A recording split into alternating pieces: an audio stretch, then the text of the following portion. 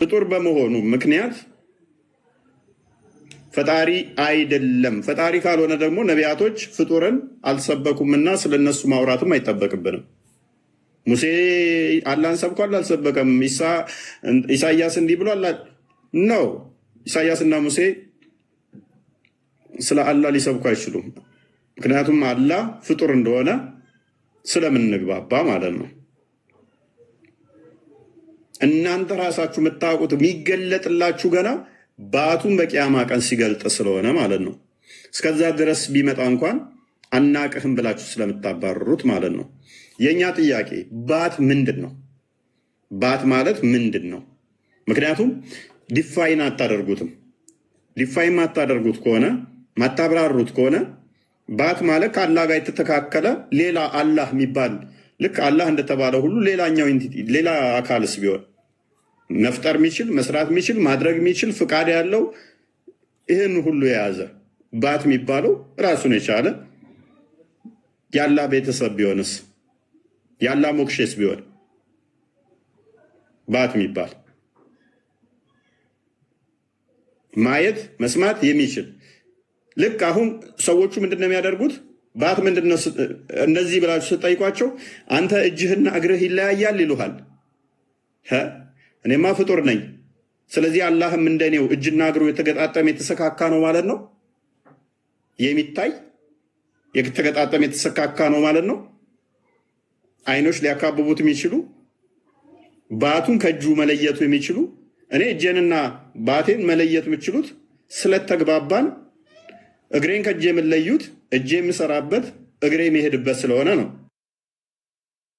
እጅ ብላችሁ ስትለዩ እንደኔ ስለዚህ አላህ የሚሰራበት የሚሄድበት ነው ማለት ነው። እንደዛ ከሆነ ይሄ ደግሞ ፍጡርን የሚመስል ነው። እጅ በሚል አመሳሰላችሁት፣ የሚሰራበት በሚል አመሳሰላችሁት፣ እግር የሚሄድበት በሚል አመሳሰላችሁት ማለት ነው። ስለዚህ ምን እያልናችሁ ነው? ይሄ የፍጡር ባህሪ ነው እያልናችሁ ነው። ለፈጣሪ ለማንሳት ጎንበስ ማለት፣ ለመስቀልም ከፍ ማለት፣ መሄድ መምጣት፣ መነሳት መቆም፣ ግራ ቀኝ፣ ፊት ኋላ፣ እላይ እታች ተብሎ አይነገርም። እሱን የሚያካብበው የሚያዋስነው የሚያካልለው የለም። ፍጡራን እሱን ሊሰፍሩት አይችሉም። ሁሉን በእጁ የሰፈረ በእጁ የያዘ ነው እንጂ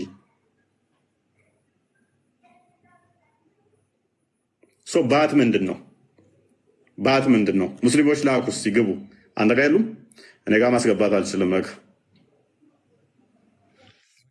ሙስሊሞች መልስ ክርስቲያን ጋር ግቡ። የምትችሉ ከሆነ በእኔ ጋር መምጣት ትችላላችሁ። እስኪ ሌት ምቼክ ያ እስካሁን የሉም። መምጣት ትችላላችሁ። በእኔ ጋር መታችሁ ገዝት ላኩ። ያ በጣም በሚገርም ሁኔታ ምንድን ነው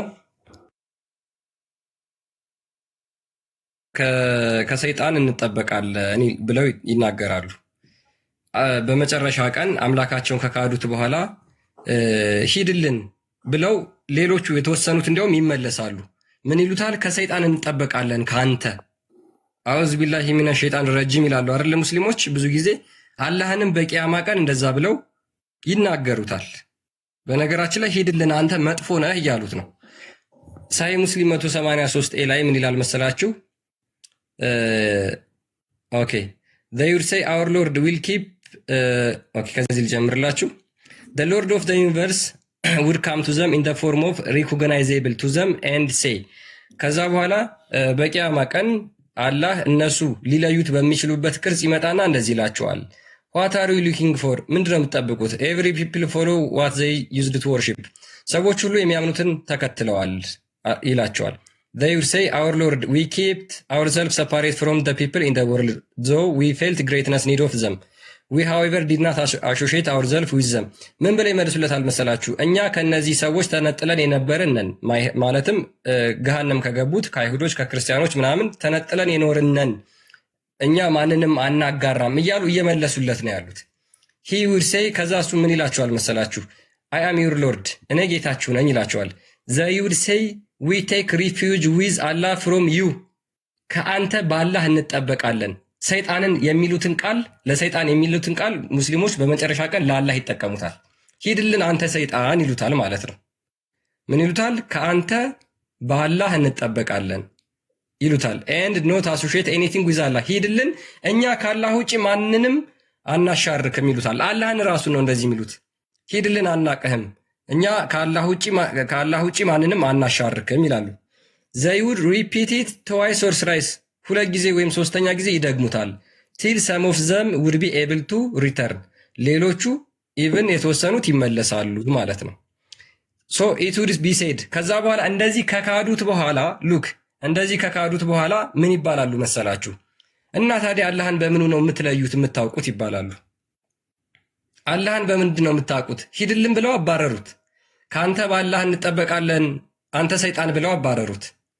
ሉክ ዊ ሲክ ሪፊውጅ ዊዝ ዩ ፍሮም አላህ የሚሉት ሙስሊሞች ለሰይጣን ነው ብዙ ጊዜ ማለት ነው የሚጠቀሙት። መጥፎ ለሆነ ነገር ይህንን ንግግር ይጠቀሙታል።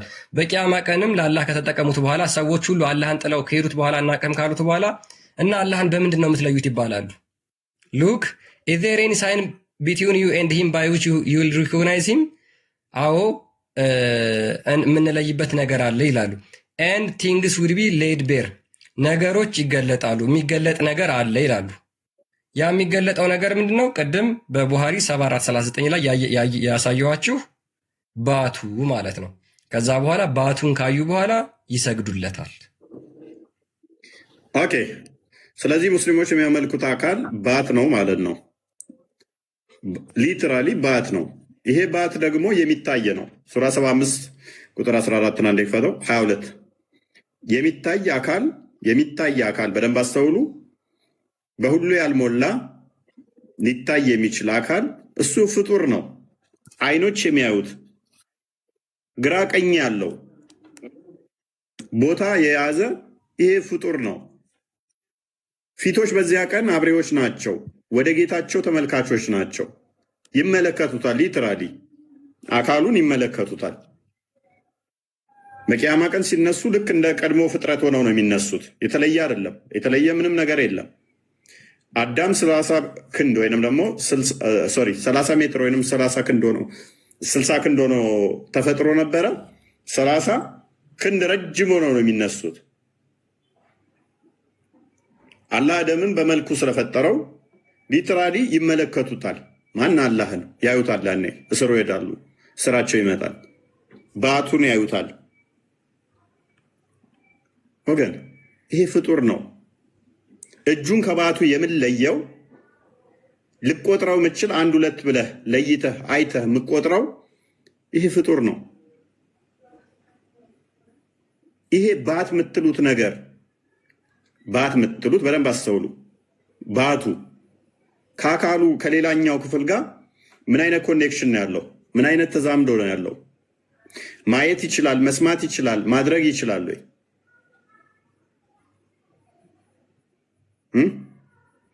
ፍቃድ አለው ወይ? ወይንስ ሌላ አካል ደግሞ የሚያዘው አካሉን አለ?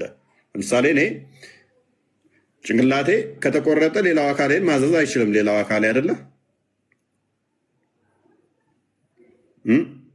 ነርቮች እያንዳንዳቸው ከላይ ስለሚታዘዙ ማለት ነው። ለአላህስ የበላይ አዛዡ አካል የትኛው ነው? ነርቨስ ሲስተሞቹን እያንዳንዶቹም ያንቀሳቀሳቸው እግሩ ላይ ነው ያለው? እጁ ላይ ነው ያለው? የሆነች አካል ከአንዱ አካል የሚበልጥ ከሆነ በአላህ ውስጥ መበላለጥ አለ ማለት ነው። በአካላት ውስጥ ራሱ እኔ ጣቴ ቢቆረጥ እስቲል አልሞትም አለው። እጄም ባይኖር እግሬም ባይኖር መኖር እችላለሁ። አንገቴ ባይኖር መኖር እችላለሁ። ግን ከዚህ በላይ ቢቆረጥ በአላህ አካላት ውስጥስ እኛ በኩነት ውስጥ አብ ልብ፣ ወልድ ቃል፣ መንፈስ ቅዱስ ትንፋሰ እግዚአብሔር ብለን እናምናለን አለ። አንዱ በአንዱም ህልው ናቸው ብለን እናምናለን። ወልድ የአብ ቃል፣ የባህሪ ቃሉ፣ የባህሪ ልጁ፣ ክንዱ ብለን እናምናለን። የአብ እጅ ብለን እናምናለን። ይሄ እግር ባት የተባለው ምን ተብሎ ይታመናል? በእስልምና መፍጠር ይችላል እግሩ? ወይንስ ተደምረው እንደ ሰውኛ እኔ ተደምሬ እግሬ አካላቶች ተደምረው አንድ እንደተባልኩት አላህም እንደኔ ተደምሮ ነው አንድ የሚባለው? አይ ከፍጡር አታመሳስል ካልክ ኢች አካላቶቹ ፍቃድ ይኖራቸዋል፣ ማድረግ ይችላሉ፣ ስልጣን ይኖራቸዋል። ስለዚህ እያንዳንዱ አካላትን ታመጣና ምን ይሆናል ማለት ነው? እጅም አንድ ፈጣሪ ይሆናል ማለት ነው። እግሩም አንድ ፈጣሪ ይሆናል።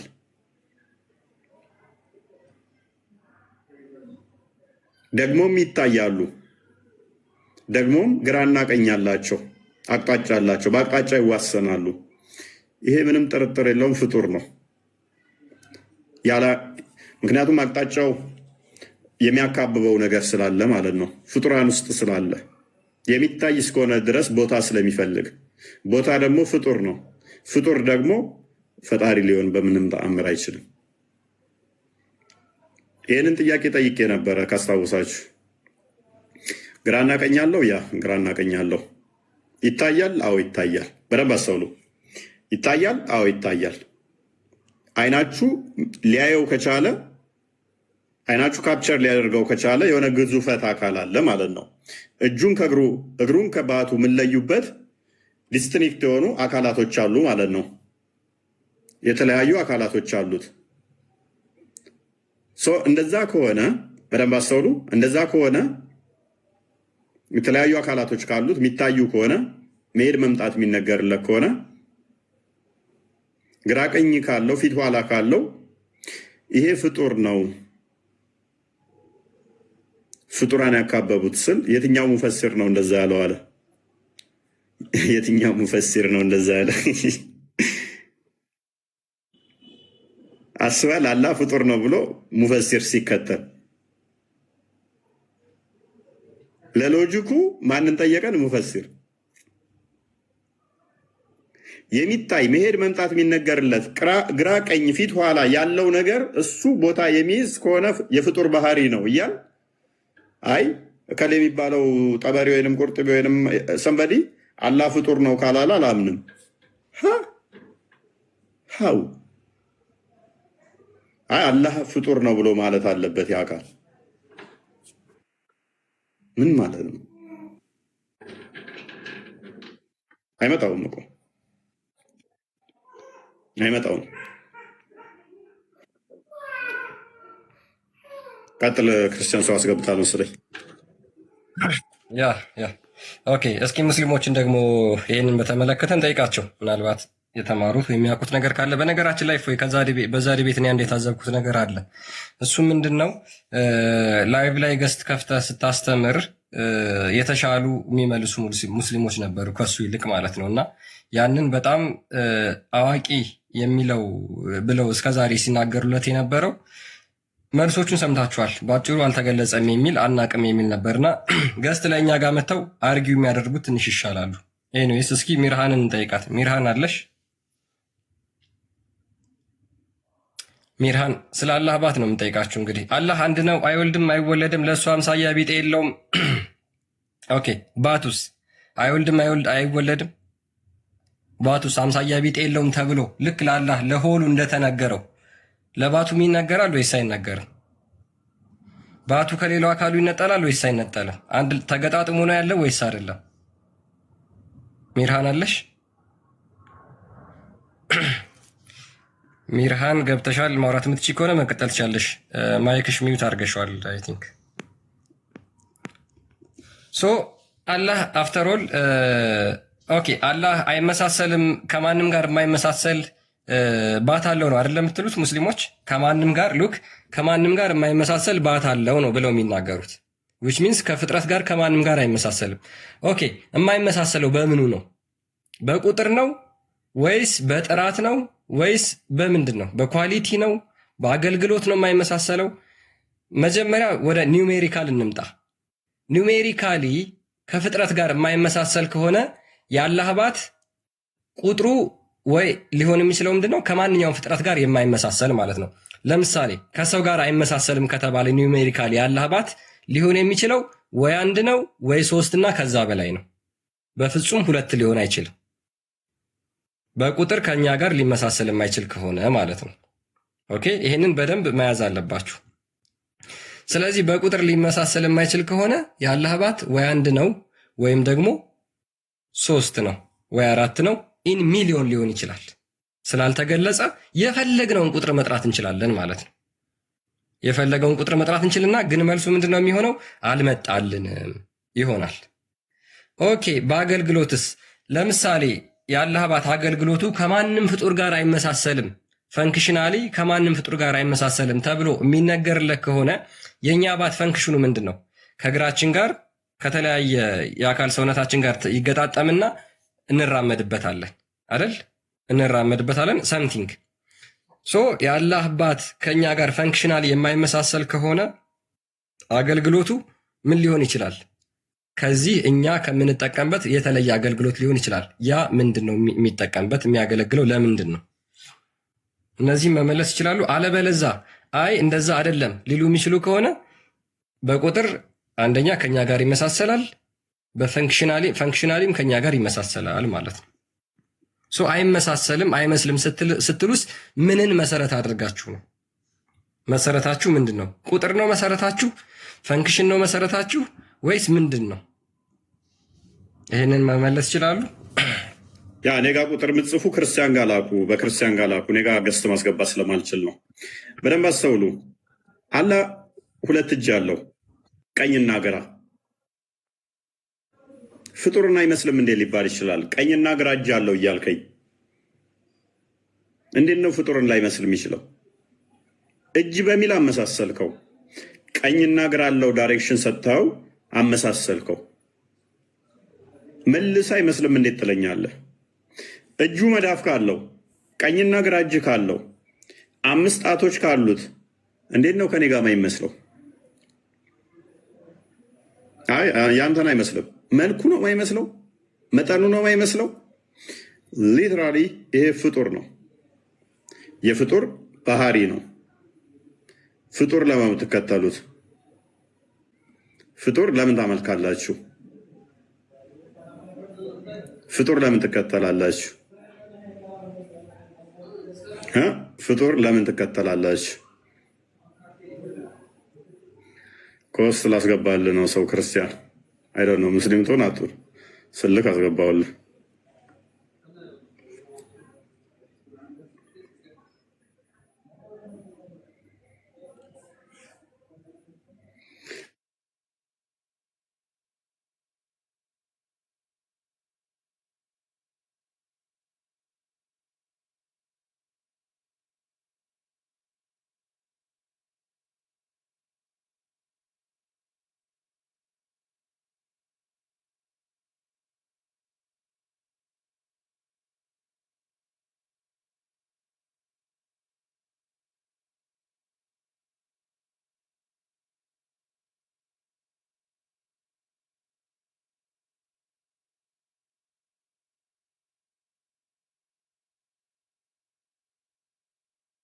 ላኩ ሙስሊሞች ያ ንገራቸው። እኔ ጋ ቁጥር አትጻፉ።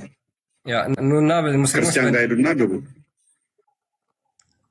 ያ እስቲ አላህ ባቱ ፍጡር አይደለም በሉና አስረዱን። እስቲ የምናመልከው የአላህ ባት ፍጡር አይደለም በሉን።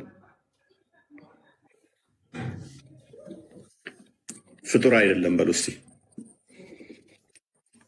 ካልሆነ ፍጡር ነው እያመለካችሁ ያላችሁት፣ አፍርም አድርጋችኋል ማለት ነው።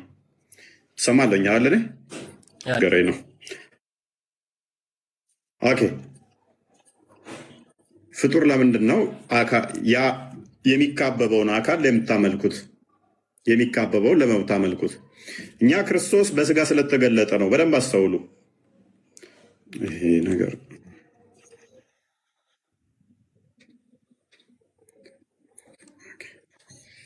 ኦኬ ቀጥላ ነው ስለ ይቀጥል። ያ ኢትዮ ሰላም አለ። ኢትዮ ሰላም ይሰማል? አንድ ቁጥር በጣም በተደጋጋሚ ስትጽፍ ነበር። ቀጥል። ይሰማል? ኢትዮ ሰላም ሙስሊሞች በእኔ በኩል እየመጣችሁ ገስት መላክ ትችላላችሁ። የፎይ ገስት ስለማይሰራ በእኔ በኩል ላኩ። ኢትዮ ሰላም ካለ መቀጠል ትችላለህ። በጣም በተደጋጋሚ አንድ ቁጥር ሲጽፍ የነበረ ልጅ ነው። ለምን እንደማያወራ አላውቅም። ኦኬ አብዱ አህመድ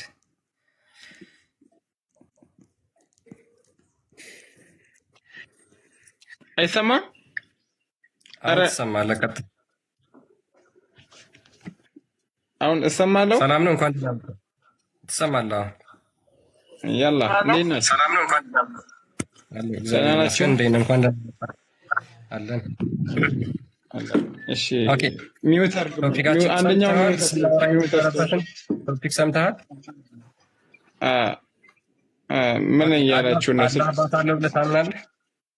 አላህ ከፍጡር ጋር ተመሳሳይ ነው እያላችሁ ነው ምናምን ይመስለኛል። አይ ቲንክ አላልንም እኛ። ቆይ መጀመሪያ ጥያቄያችንን ስማ።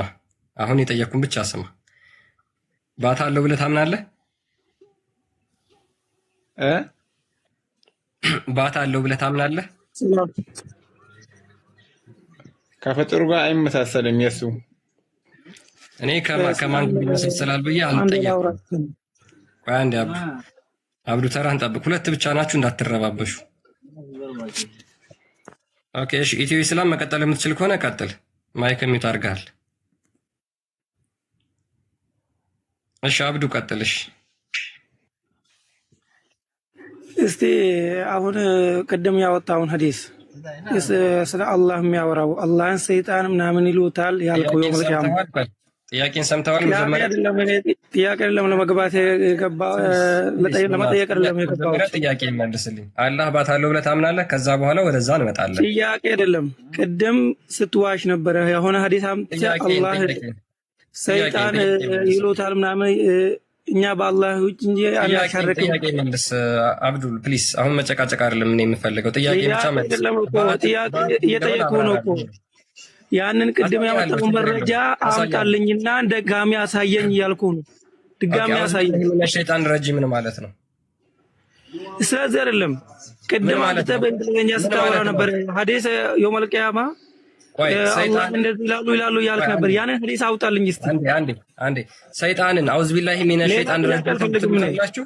አረ ፕሊስ ያንን ሐዲስ ብቻ እንድታወጣልኝ ነው የምፈልገው። ሌላ ጥያቄን አዳምጥ መጀመሪያ እስኪ።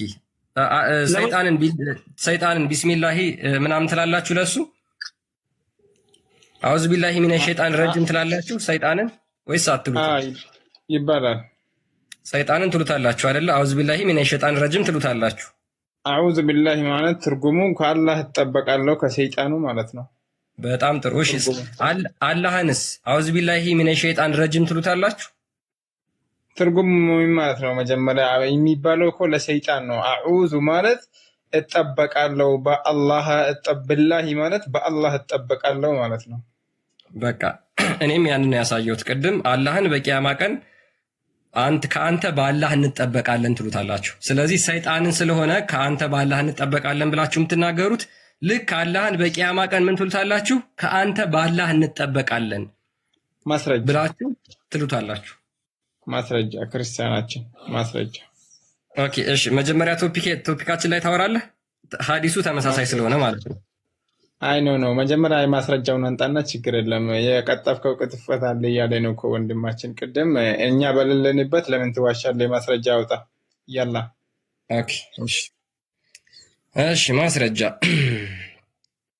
እሺ ሳይ ሙስሊም 183 ኤ ምን ይላል መሰለህ? አረብኛ ላይ አድርገው። መጀመሪያ እንግሊዘኛውን ላንብብላቸው፣ ከዛ በኋላ ልተርጉምላቸው። አረብኛ ላይ አድርገው። አረብኛ ላይ አድርግላለሁ። አንዴ አረግላለሁ። ተረጋጋ። ማስረጃው ለማን ነው የምታወጣው? እሺ ለኔ ነው አይደለ? ሚውት አድርግ።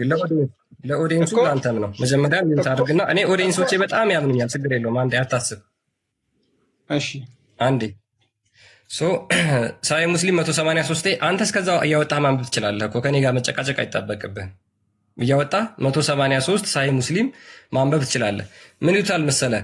ሌት ኤቭሪ ፒፕል ፎሎ ዋት ዘ ዩዝድ ቱ ወርሺፕ፣ ሁሉም ሰዎች የሚያመልኩትን ይከተሉ ይባላል።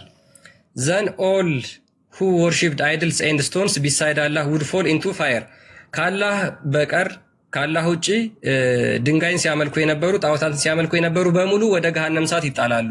ቲል ዘ ኦንሊ ራይቸስ ኤንድ ዘ ቪሺየስ ኤንድ ሰም ኦፍ ዘ ፒፕል ኦፍ ዘ ቡክ ሁ ወርሺፕድ አላህ አር ሌፍት፣ አላህን የሚያመልኩ ሲቀሩ ይላል።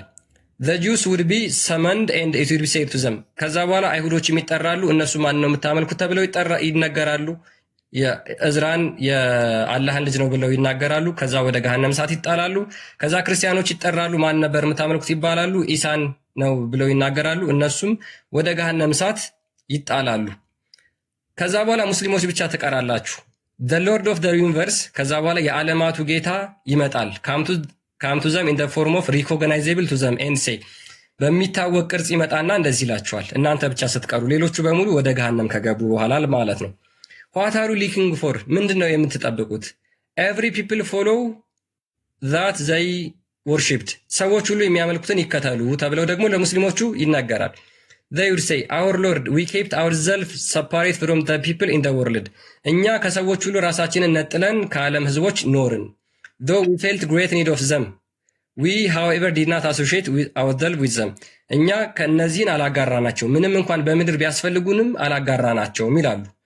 he would say ከዛ አላህ ምን ይላል መሰለህ I am your lord ይላል። አላህ እኔ ጌታችሁ ነኝ ይላቸዋል። they would say እነሱም እንደዚህ ይላሉ we take refuge with you with Allah from you and don't associate anything with Allah ከአንተ ባላህ እንጠበቃለን ከአላህ ውጪ ማንንም አንገዛም ማንንም አናሻርክ ይላሉ። they repeat it twice or thrice ሁለት ጊዜ ሶስት ጊዜ ከመጀመሪያው አንበብ አረበኛ ላይ አድርግና ከመጀመሪያው ምን ይላል ታሪኩ? አሁን አላህ እንደዚህ ማለት የቻሉት ለምንድን ነው? ኦኬ ምን ታሪክ አለ እዛው ላይ? ምን ኦኬ እስኪ ቆይ አንዴ ተረጋጋ። ከዚህ አካባቢ ጀምሮ እስኪ አንብብልኝ። ሜቢ ሐዲሱን አረብኛውን እንትን የምትለው ከሆነ እስከዚህ ጀምሮ አንብብ እስኪ። ከመጀመሪያው አድርገው ከመጀመሪያው ሐዲሱን አንድ ነው። ሐዲሱ መጀመሪያ ላይ አንብብ። ከመጀመሪያ ይነሳል። በጣም ረጅም ሐዲስ ነው። ራስህ አንብብና እዚሁ ቁጭ ብለህ አንብብና ከዛ በኋላ እዚህ ጋር ተሳስተሃል በለኝ። አላስወጣህም። አንብብና ተመልሰህ መተህ ይሄ እዚህ ቦታ ዋሽተሃል ብለህ ትነግረኛለህ። እኔ ይሄንን ሁሉ ሐዲስ አላነብም። ተመልከቱ አንብብ እያለኝ ያለው ይሄንን ሁሉ ሐዲስ ነው። ይሄን ሁሉ ሐዲስ አሁን አንብቤ አላስረዳም። ስለዚህ እኔ የምፈልገው ፖይንቴን ብቻ እናገራለሁ። አሁን የከፈትኩልህ ቦታ ሳይ ሙስሊም 183 ኤን አንብብና አሁን የተናገርከው ውሸት ነው በለኝ። እኔ ወደ ጥያቄ ልሂድ። አሁን ትንሽ ትግስት ቀጥል። ማይክ ሚውት አታርግ። አንሳውና ቀጥል ማይክ። ባይዞ እኛ ከራሳችሁ ሶርስ ነው የምናቀርበው፣ ለዛውም ታማኝ ብላችሁ ከምትጠቀሟቸው ሐዲሳት ታማኝ ብላችሁ ከምትጠቀሟቸው ሐዲሳት እዚህ ላይ የዋሸ ነው ታሪኩ። ሁሉንም ስታነበው አላህ ሌላን ፍጡር ነው እንጂ እሱን አማስሎ መጥቶ ሰዎችን መጠየቅ እሱ ራሱ አይደለም መጥቶ እንደዚህ ብሎ የሚመልሱለት ራሱ መጥቶ አይደለም። ኦኬ ሌላ አካል መጥቶ ነው እኔ ጌታችሁ ነው የሚላቸው እኮ የዋሸው ነው ቆርጦ ነው ያመጣው። ወይ ካላህ ውጪ በቂያማ ቀን እኔ ጌታ ነኝ የሚል አለ? ካላህ ውጪ በቂያማ ቀን እኔ ጌታ ነኝ ስገዱልኝ የሚል አለ? ሙሉን አነበው አትዋሽ። ሙሉንም አንብብና ራስህ ተረዳ። አብዱ ሐዲሱን አንብቡት። አንተ እንደምትለው አይደለም። አብዱ አንብበው ሐዲሱን አረብኛውን አድርግለት። አንዲት ውሸት የለበትም ክርስቲያን የተናገረው። አረብኛውን አድርግና ዘሆል ትቀበርበታለህ የሐዲስ ላይ። ቀጥል አንብበው። እሺ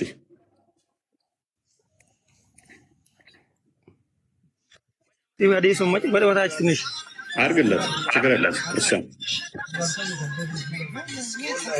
አፈን ድምፅ ቀንስ፣ ከኋላ ዘፈን ቀንስ፣ ዘፈን ቀንስ፣ ሚዩት አድርገው። ዘፈን አታሰማን። ኦኬ ቀጥልሽ። ቀጥል ከላይ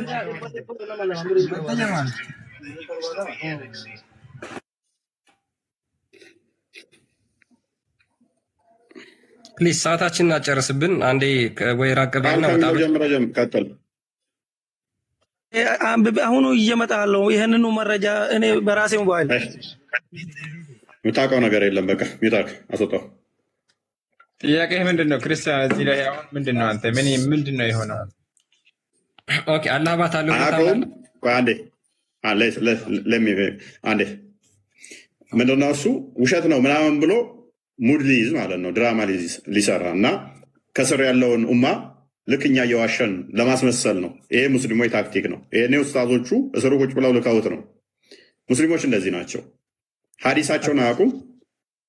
እኛ እንደነሱ ውሸታም ቀጣፊ እንመስላቸዋለን፣ ወይንም ደግሞ ከስር ያለውን ምንም አያውቀው ማህበረሰብ ለማጭበርበር ዋሽተሃል ምናምን። ክርስቲያን እንደውም አለሳልሶት ነው የተናገረው እንጂ አረብኛው ላይ የከፋ ነው። የከፋ የትኛው ነው ንገረኝ። ሲየላ እየተረጎምክ ንገረን። አላህ እንዴት ነው የሚመጣው? በመጀመሪያ እንዴት ነው የመጣው? በመጀመሪያ እንዴት ነው የመጣው? ንገረን። አላህ እንዴት ነው መጀመሪያ የሚመጣው? የከፋ ነው ያልከውን ህዝቡ ይስማ። ንገረን ቶሎ በል የላ። አላህ እንዴት ነው የመጣው እኮ እየጠየኩህ እኮ ነው። እንዴት? በመጀመሪያው ለሰዎቹ እንዴት ነው የመጣው ማለት ሐዲሱ ነው። አላህ መቼ ነው ያያችሁት? በመጀመሪያ የምታዩት የት ነው? የውመል ቂያማ ነው። የውመል ቂያማ። ኦኬ። ከዚህ በፊት አይታችሁት ታውቁ ነበረ? ይሄ በአቱን ከሚገልጥበት በፊት ይሄ ከሐዲሱ ጋር ይገናኛል ብለህ ታስባለህ? ይህም እኮ የውመል ቂያማ እኮ ነው ወንድማችን። የውመል ቂያማ ላይ ወይም አዳምጥ፣ የቂያማ ቀን ታዩታላችሁ አላህን። ከዚህ በፊትስ አይታችሁት ነበር አላህን? እኮ ከዚህ በፊት ምን አስጠየቅህ ነው? አሁን እዚህ ጋር ይሄ ጠፍቶ ነው። አይታችሁት ታውቃላችሁ? አታውቁም?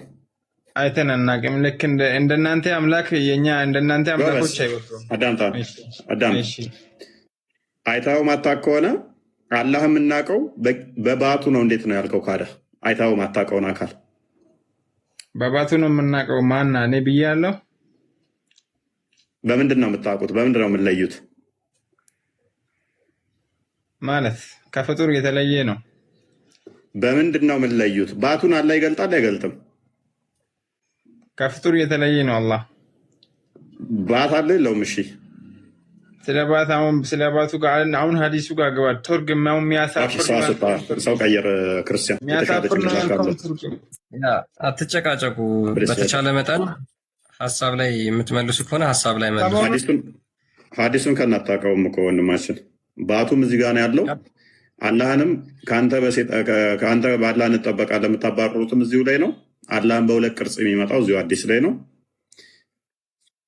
ከዚህ በፊትም እንዳያችሁት ይናገራል። ይሄው ሀዲስ አታውቀውም። ታዲያ እንዴት ታግዝ? ዘሆልኮት ጠልጄሃለሁኝ። ስለማታውቀው አይገባህም ምን እያወራው እንዳለ። ፎዚ እንኳን ደህና መጣሽ። መልካም ጥያቄው ሜቢ ሰምተሽዋል? አይ አልሰማሁም፣ ገና ገባሁ። መልካም አላህ ባት አለው ብለሽ ታምኛለሽ? አላምንም። ኦኬ አላህ እጅ ባት ምናምን የሉትም?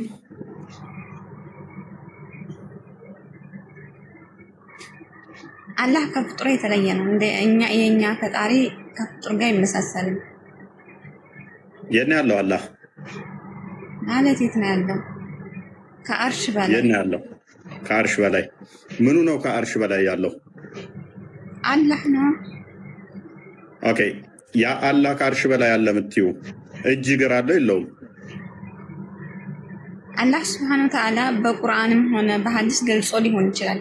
ያ ለምሳሌ ፍጡራንን በእጅ የሰራኋቸው ብሏል አይደል? ከዛ ተነስታችሁ ነው አላህ እጅ አለው። አላህ እንደ ሰው አምሳያ አይደለም። ለራሱ የገለጸው ነው። አላህ ሱብሓነሁ ወተዓላ ለራሱ በቁርአን ገልጾታል። እኔ አሁን እሱ ላይ ጥያቄ የለኝም። ስለዚህ እሱ ላይ ጥያቄ የለኝም። አሁን ለራሱ ገልጦታል። ያ እጅ አለው ወይንም ደግሞ ባት አለው ስትሉ ከአርሽ በላይ ነው ያለው ባቱና እጁ ወይንስ ከአርሽ በታችም አለ? ወይንም ያ እጅ ባት የተባለውን አይ ተዊል እናደርጋለን የለውም ብለሽ ነው የምታምኘው? አልገባኝም። እንዴት ማለት? አላህ ከአርሽ በላይ ነው። አላህ ባት ምናምን እንደዚህ ፍጡር አይደለም። ከፍጡር ጋርም አይመሳሰልም።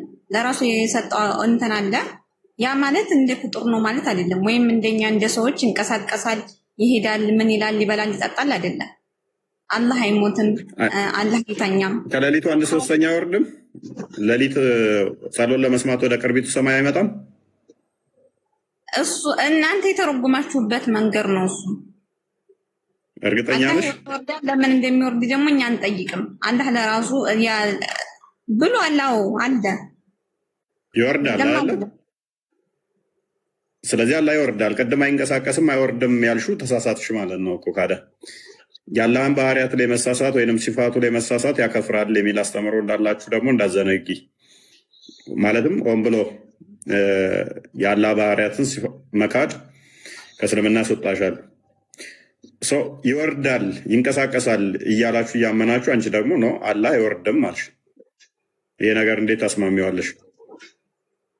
ሱብሃንአላህ ይለያያል እኮ እኛ እኮ እዛ ውስጥ አንገባም። አላህ ያለ እንደዛ ያወርዳል ያለበት የራሱ እንትን አለው። በቃ እኛ እዛ ጥያቄ ውስጥ አንገባም። ምን አለ የራሱ ምክንያት ይኖረዋል። ወርዳል ያለበት እኛ አላየንማ፣ ሲወርድ አላየንም።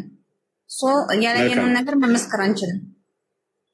ምን ይሰራል ታዲያ? ያላየሽውን አካል ይወርዳል ብለሽ ከምታምኚ ከሰማይ የወረድኩ ያው እንጀራ እኔ ነኝ ብሎ ለሰዎች ተገልጦ ታይቶ ሕሙማንን ፈውሶ ሙታንን አስነስቶ ተአምር አድርጎ ሞትን በሞቱ ሽሮ የተነሳውን ክርስቶስን በስጋ የተገለጠውን በሰዎች የታየውን የታዳሰሰውን አላመልክም ብለሽ በየቀኑ ከሌሊቱ 1/3 ይወርዳል ማንም አያየውም።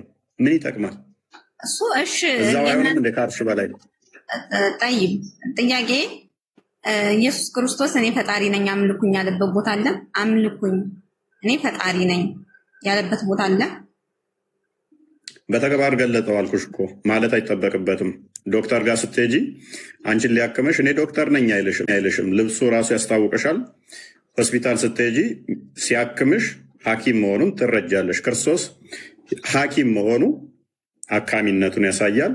ህይወት መሆኑ ህይወትን ሰጪ መሆኑ ይታወቃል። ምክንያቱም እኔ ህይወት ነኝ ስላለ፣ እኔ መንገድ ነኝ ህይወት ነኝ ስላለ፣ እኔ እውነት ነኝ ስላለ፣ የቀኗም ጌታ ነኝ ቀን እንኳን ሳቀር የፈጠራት አንቺ በቀን ውስጥ የተፈጠርሽ ነኝ። እርሱ ግን የቀኗ እንኳን ጌታ ነው። በደንብ አስተውይ። አንቺ የመጣሽው በቀን ውስጥ ነው። የነገሮች ጅማሪ፣ የታይም ጅማሪ፣ ታይምን አስጀማሪ እርሱ ነው። የታይም አስጀማሪ እሱ ነው። አንቺ በታይም ውስጥ ጅማሪ ነሽ። በታይም ውስጥ የመጣሽ ነሽ። ታይምን እንኳን ያስጀመርኩት እኔ ነኝ አለ ማርቆስ ወንጌል ምዕራፍ 2 ላይ እንደሚናገረው ወደ መጨረሻ አካባቢ ላይ ለቀኗ እንኳን ጌታዋ ከሆነ አብ እስከዛሬ ይሰራል እኔም እሰራለሁ አለ። የአብ የባህሪ ቃል ስለሆነ ማለት ነው። ሁሉ የተፈጠሩት በቃል ነውና ዮሐንስ ወንጌል ምዕራፍ 5 ቁጥር 17 ጀምሮ ማለት ነው። ስለዚህ ክርስቶስ በንግግር ብቻ ሳይሆን በንግግር ብቻ ሳይሆን በተግባር ያደረገ አምላክ ነው። ምን አለ ክርስቶስ? እኔ በአብ ስም መጣሁኝ አልተቀበላችሁኝም፣ ሌላው ግን በስሙ ቢመጣ ትቀበሉታላችሁ አለ። እርሱ አብ አባቱ መሰከረለት፣ ስሙት ብሏል። እርቱ ነገረ በአብ ስም ስለመጣ ክርስቶስ ልጄን ስሙ አለን፣ እንሰማዋለን። የቀኗ እንኳን ፈጣሪ እኔ ነኝ አለ፣ እንሰማዋለን። እኛ የተፈጠርነው በቀን ውስጥ ስለሆነ፣ እናንተ ግን መሐመድ በራሱ ስም መጣ። በራሱ ስም መጣና አላህ የሚባል አለ ከሌሊቱ 1/3 ላይ ሁሌም ይወርዳል አላችሁ። አሜን ብላችሁ ተቀበላችሁ። ያየዋለ አላህ ረሱል ዓለይሂ ሰላቱ ወሰላም ተላኩ። ትቀጥያለሽ አንዴ። አላህን ያየዋለ ሲወርድ ማንም የለም፣ ማንም የለም። ሲመለስ የሚያየው የለም፣ ሲወርድ የሚያየው የለም። ክርስቶስ ግን ራሱ ምን አለን? ከሰማይ ከወረደ በቀር ወደ ሰማይ የወጣ የለም እንደሚለው ዮሐንስ ወንጌል ምዕራፍ 3 ቁጥር 13 ላይ፣ ዮሐንስ ወንጌል ምዕራፍ 6 ቁጥር 48 ጀምሮ ከሰማይ የወረደ ሕያው እንጀራ እኔ ነኝ ያለው እርሱ ወደ ሰማይ እንደሚወጣ ከዛ እንደመጣ እንደሚወጣም ነገረ። ይህንን ከሰማይ የወረደውን የታየውን የተዳሰሰውን የነገረንን ሐዋርያት ሥራ ምዕራፍ 1 ላይ ቁጥር 11 ላይ እንዲህ ወደ ሰማይ ሲወጣ እንዳያችሁት እንዲሁ ተመልሶ ይመጣል ተባለ። ሲወጣም አዩት። አላህን ግን አንድ ቀን አንድም ሰው ሲወርድ ያየው የለም። ግን ሁሌም አንድ ቀን አይደለም ለሺህ ዘመናት አላህ ለሊት ይወርዳል ብላችሁ ታምናላችሁ። ያልተገለጠ ያልታየ ምን ጥቅም አለው? ካረ ዝም ብሎ መውረዱ ያቺ ባቱን ይዞ ነው ወይም የወርደው ባቱን ይገልጣል ትላላችሁ። ባቱ አብራ ትወርዳለች ወይ? ምንድነው ጥቅሟስ? ምንድነው ጥቅሟ? እዛው ወይን አርሽ ላይ ቁጭ ብሎ ለምን ጸሎታችሁን አይሰማ? በእናንተ ማይታይ ከሆነ የተሰወረ ከሆነ በባቱ ነው የሚወርደው፣ አለባቱ ነው የሚወርደው? ምን ጥቅም አለው? ባቱ ጥቅሟ ምንድን ነው? በቂያማ ቀን ሲመጣ እንድትሸፈነች ነው የሚመጣው ወይንስ ባቱ ተገልጦ ነው የሚመጣው? ወደ ቅርቢቱ ሰማይ ሁሌም ሲመጣ ባቱ ተገልጣ ነው የሚመጣው ወይንስ ተሸፍኖ ነው የሚመጣው? ምክንያቱም የቂያማ ቀን ባቱን ገልጧችሁ ሲያሳያችሁ ስለሆነ የምታውቁት ማለት ነው። በየትኛው ነው የሚመጣው? ፎዚ ባቱን ይዞ ነው ወይንስ ባቱን ትቶ? ባት ነው። ባት ነው። አላህ ባት እንዳለው አታውቂም?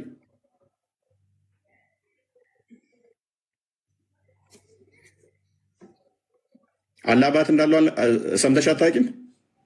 ነው እኛ ሌሊት የሚወርደው አላህ ሱብሃነሁ ወተዓላ የሚወርደው የሚወጣበትን ሪዝን እኛ እንትን አንልም አልኩ። እኛ እንደዚህ ለምን አላየንም? ሲወርድ አላየንም። የኛ ፈጣሪ አይታይም፣ ፍጡር አይደለም።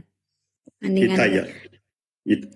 አይታይም። ማናየው አላህ ሱብሃነሁ ወተዓላ በምድር ላይ እንደናንተ ታይቷል? ተሰቅሏል? ተሙቷል? ደምቷል? አይታይም። አልታየም ነው እንጂ አይታይም አይደለም። በቂያማ ቀን ታዩታላችሁ። ያ በቂያማ ቀን ታዩታላችሁ። ከሞት በኋላ ያ እኮ አይታይም አትበያ። አይታይም ካልሽ ፖቴንሻሉ ራሱ የለም፣ እሱ አይታይም። አልታየም ካልሽ ግን እስካሁን አልታየም፣ ወደፊት ግን ሊታይ ይችላል። ስለዚህ ማይታይ ከሆነ ሪዝኑንም ካላወቃችሁ ሁሌ ወደ ቅርቢቱ ሰማይ የሚመጣ ከሆነ ባት ያለው አካል ምንድን ነው ጥቅሙ? አይ ስላላየ ነው አንናገርም መልስ አይሆንም። ባሽ ስላላየሹ አይ አልናገርም አይባልም። አስተምሮቱ ተጽፎልሻል እኮ ምን ተብሎ አላህ ይወርዳል ባት አለው ተብለሽ ተነግረሻል። መጽሐፉ አለ። አይ ስላላየሁት ስላላየ ነው አላህ ለሊት ይወርዳል ባት አለው ብለን ብቻ እናልፋለን፣ መልስ አይሆንም። አለይስ እኛ ጋር ስትመጡ ክርስቶስ ለምን መሰቀል አስፈለገው? እዛ ሆኖ ለምን አይመረም? ለምን መገለጥ አስፈለገው? ምናምን የሚሉ ጥያቄዎች አሁን ኪሳችሁ ትይዟቸዋላችሁ፣ ጥጋችሁን ትይዛላችሁ ማለት ነው። እንደዚህ አይነት ጥያቄዎች የምትጠይቁ እኛ ማብራራት እንችላለን፣ እኛ መመለስ እንችላለን። እግዚአብሔር እርሱ ክርስቶስ በስጋ ለምን ተገለጠ የሚለውን እኛ መስረዳት እንችላለን።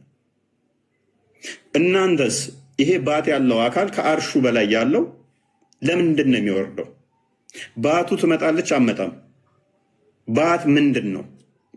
ይህንን ልመልሱ ይገባል ማለት ነው። ፎዚያውን በደንብ አርጉመንቱ ገብቷታል፣ በደንብ ተረድታለች። ዘሆል እኛ ጋር ኮሽን የሚያደርጉት ነገር እነሱ ጋር ከባድ እንደሆነ ተረድተዋለች። ቀጥል ክርስቲያን። ልቀጥል እኔ በአሁኑ ሀሳብ አሁን ለምሳሌ እንኳን ደህና መጣ። እሺ ስለ አላህ ባት እንዴት ናቸው አለን። ስለ አላህ ባት እስኪ 2 ደቂቃ ነው። ለምሳሌ በአሁን አይደለም በአሁኑ በልጅቷ ሀሳብ ነው እኮ በቃ ልጅቷ ወጣለች። ተዋት። ልጅቷ የልጅቷ ሀሳብ ነው፣ እሷ ጨርሳው እኮ እሱን ተውና ስለ ሀሳብ ነው ታዲያ እኮ ከመነሻው ጀምሮ ነው የምናወራው። ከመነሻው ጀምሮ እናውራና ምክንያቱም ከእሷ ጋር በባቱ ነው የተነሳ ነው። እስኪ ስለ አላህ ባት 2 ደቂቃ አብራራልኝ።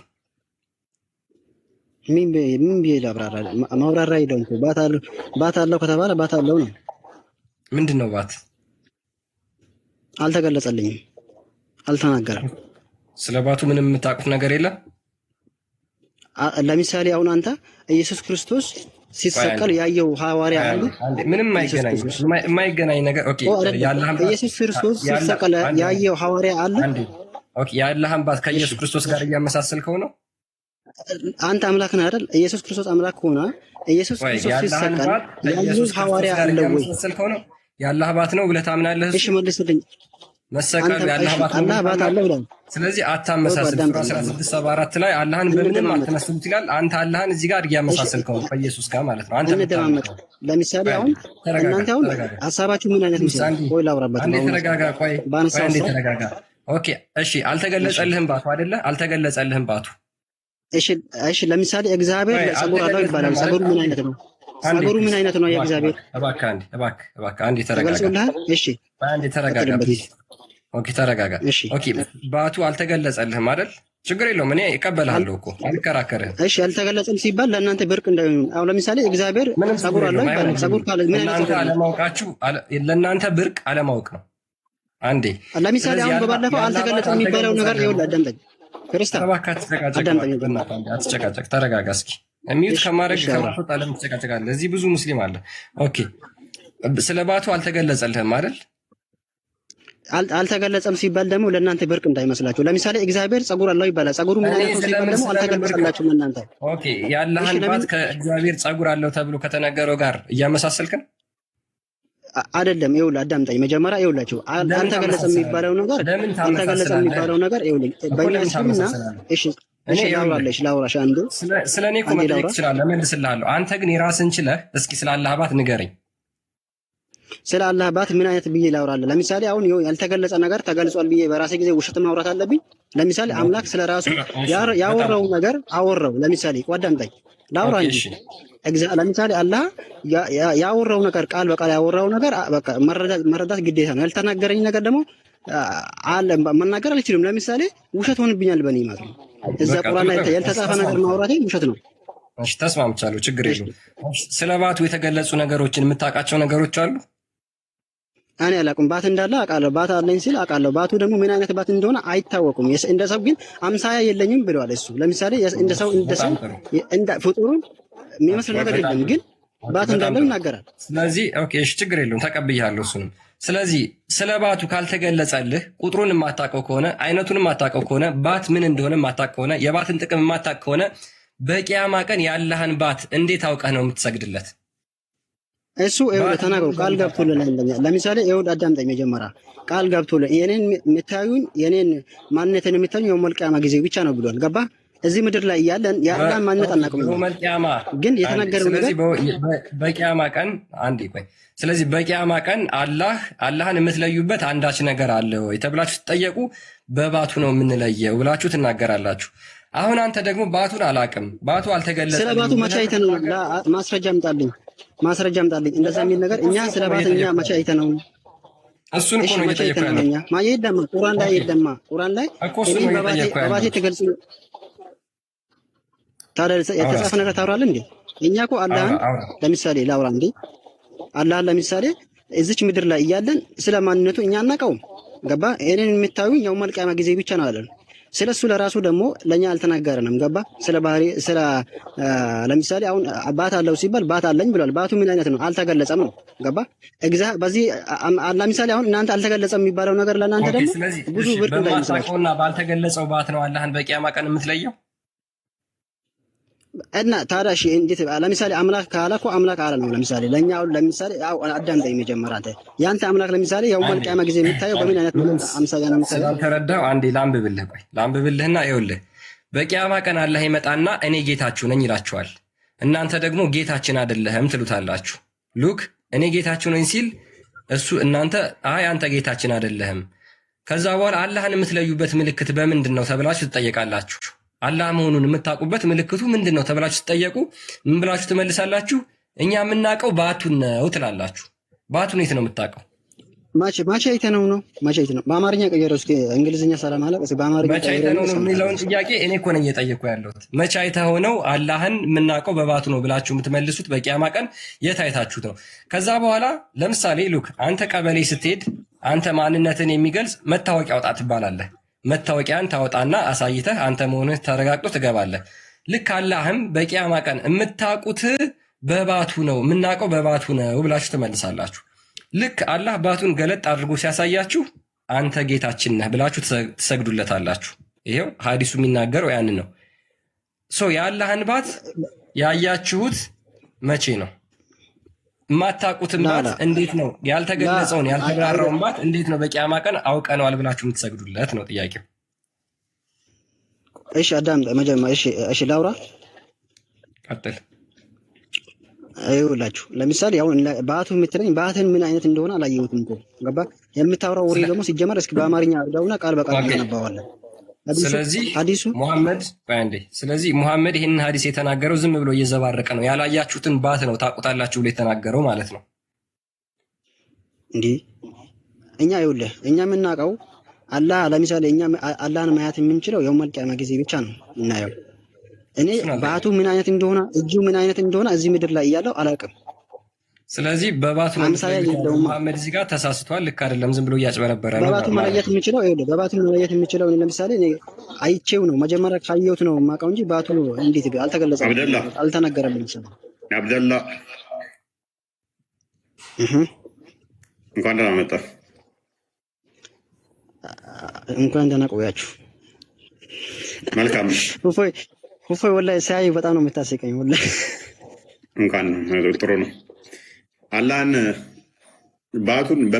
ባቱን ይገልጣል አይገልጽም? የቂያማ ቀን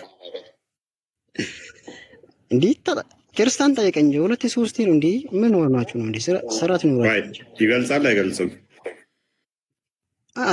እንዴት ይገልጻል? ለምሳሌ ባቱ ሲበላሽ በንጥል ባቴን ይገልጻለሁ ብሏል እሱ።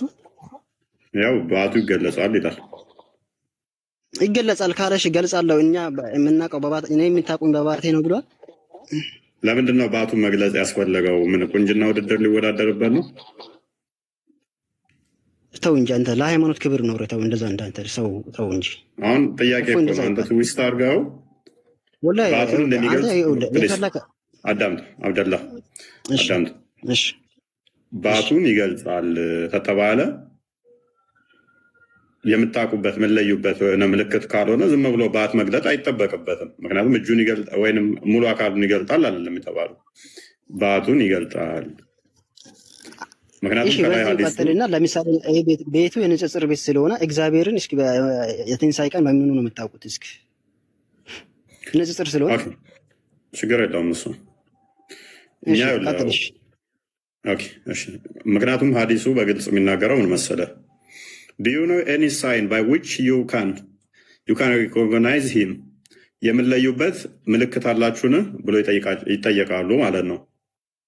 አላህን የምንለዩበት ወይንም ጌታችሁን የምንለዩበት ሌላ ምልክት አለ ተብላችሁ ስትጠየቁ ስለ አላህ ማንነት እኮ የሚናገረው አላህ ነው እንጂ ነብዩ መሐመድ ሰለላሁ ዐለይሂ ወሰለም እነሱ አያውቁም። ገባህ? ስለ አላህ ባህሪ ሰው ፍጡር ሆኖ አያውቅም። እሺ ቀጥል። አላህ ምን አይነት እንደሆነ እዚህ ምድር ላይ እያለ ማንም አያውቅም። የሚያውቅ ከሆነ የትኛው መልእክተኛ ስለ አላህ አይነት አላህን የውመል ቂያማ እንዴት እንደምናየው ተገልጿል እንጂ ምን አይነት መልክ ምን አይነት ምናምን እንዳለው አይነገሩም፣ አልተገለጸልንም። ይሄ ግን አላህን እንደምናየው አንድ አዳምጠኝ። እሺ አንድ አዳምጥ። አሁን እዚሁ ቶፒክ ላይ እንቁምና መሐመድ ቆንጅዬ ቅርጽ እንዳየው ማለት አክቹዋሊ ለጊዜው ግን እዚሁ ፎከስ እናድርግና አስተውል። አላህ የምንለዩበት ምልክት አለው የተብላችሁ ትጠየቃላችሁ። እነሱም እንደዚህ ይላሉ። they will say the shin ባቱ ይላሉ እነሱ and say ምንድን ነው ተቆርጧል ሌጋ and so Allah will then uncover his shin ከዛም አላህ ባቱን ይገልጣል። በደንብ አስተውል። ጌታችሁን በምን ትለያላችሁ ተብሎ ሲጠየቁ በባቱ ነው የምንለየው ይላሉ። ከዛ በኋላ አላህ ባቱን ይገልጻል። አሁን ተግባባል? በባቱ ነው የምንለየው የሚለው እስኪ ቃል በቃ እስኪ አማርኛ አድርግልኝ። እስኪ እኛ አማርኛ ተርጉምበት። ሰዓት ገደልክበት።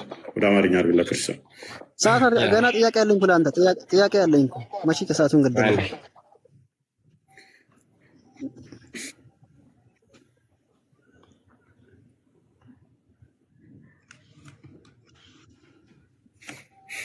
በክርስቲያን ጋር ጻፉ። ሙስሊሞች እኔ ማስገባት አልችልም። አካውንቴ ሪፖርት ላይ ስለሆነ ማስገባት አልችልም። እኔ እስከዛ ድረስ ጥያቄ ጠይቁ። እፎይ በክብር